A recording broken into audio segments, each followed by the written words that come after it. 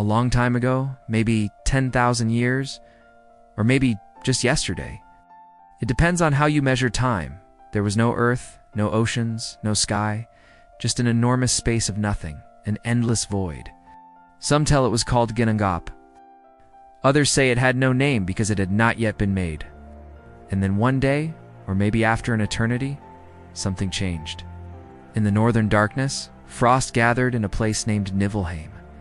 In the south, fire raged in Muspelheim. And where the cold and heat met, the ice began to melt, and from that chaos life emerged. There are many stories of creation. This is the story told by Snorri Sturluson in the prose Edda, written 800 years ago.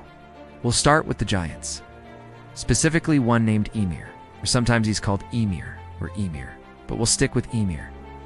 He was the first of the frost giants, and he slept. In that sleep, new giants were born from his body. One male and one female from his sweat, and others grew from his limbs. Meanwhile, from a frozen mist, a great cosmic cow named Ojumbla appeared, and she walked across the ice, seeking food. She licked at the salty ice, and from that a new figure emerged, a new god, named fathered a son named Bor, and Bor married a giantess named Besla. Together they had 3 sons, Odin, Vili, and now those 3 gods awoke one morning and looked upon the world, which was still dominated by the frost giants, and saw that it was full of chaos and strife. So they rose up and killed Ymir. His blood flooded the world, drowning nearly all of the frost giants. Only Bergelmir and his wife survived.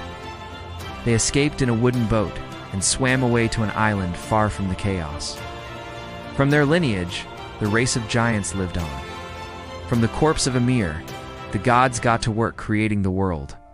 His flesh became the land, his blood the oceans, his bones became mountains, his teeth the rocks, his hair turned into trees and grass. His skull was lifted high and became the sky. It was held up by 4 dwarves, Nordri, Sudri, Ostri, and Vestri, who guarded the north, south, east, and west. To light this new world, the gods went back down to Muspelheim and captured fire, and from that they created the sun and moon and set them in the sky. The gods fastened them to chariots pulled by 6 swift horses, but behind them chased 2 wolves, Skal and Hati, who forever pursued the sun and moon across the sky. When the wolves drew too close, the skies darkened. To the Norse, these were the eclipses, moments when darkness almost won. From the corpse of Ymir also came strange, crawling creatures. The gods gave them shape and intelligence. Those with dark skin and cunning hearts were cast underground. The dwarves forbidden from walking under the sun, for if they did, they would turn to stone.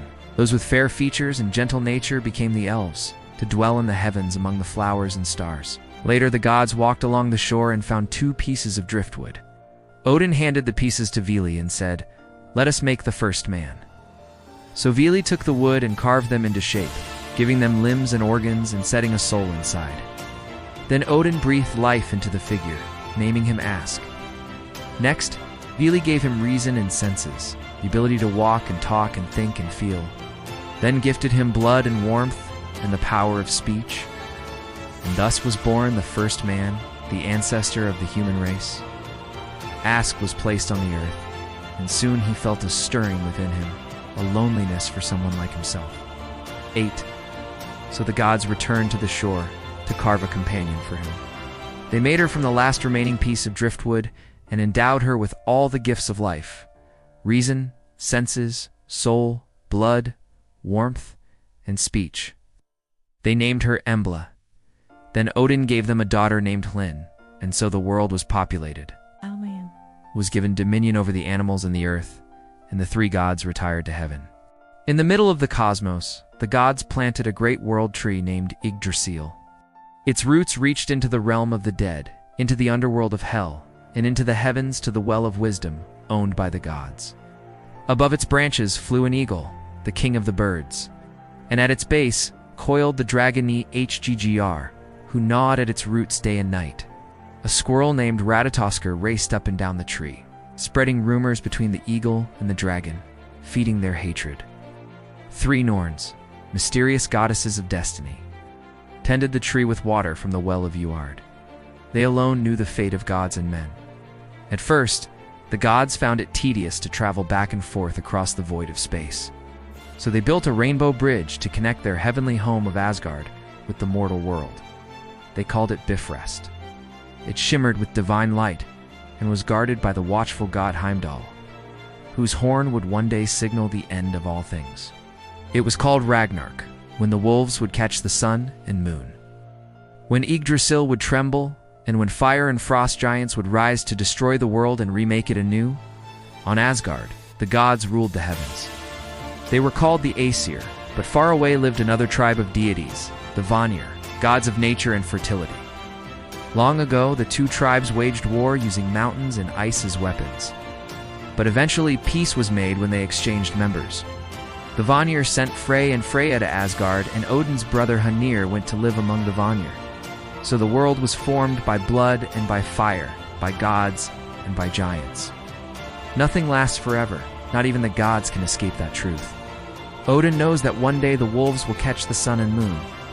That one day Yggdrasil will tremble and the world born of a giant's corpse will return to ash.